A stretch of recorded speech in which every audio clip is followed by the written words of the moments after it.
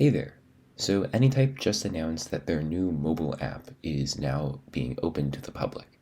So what does this really mean? Well, before, to get the Anytype app on your phone, you'd have to go through an app called TestFlight, which is a way that app developers can test beta applications and give them directly to their beta testers.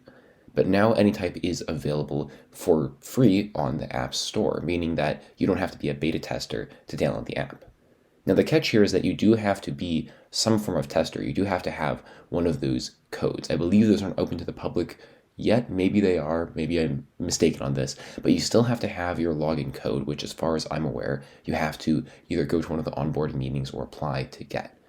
But once you do have the app, it works really seamlessly with the application. It's kind of hard to illustrate the sync times, but I created a note on my phone in a set, and it almost instantaneously appeared on my computer.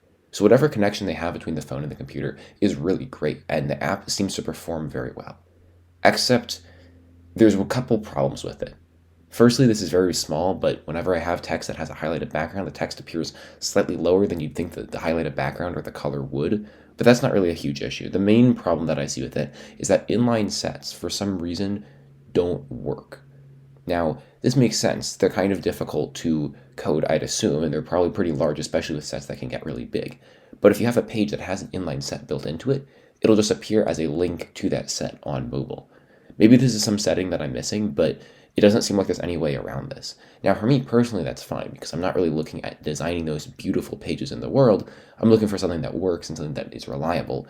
But I can definitely guess that for some people who really want to have a really nice setup, this is probably going to irk them. Me personally, I don't mind. I feel like scrolling through a set in a page on a phone would be a really big pain, so maybe that's why they made this decision.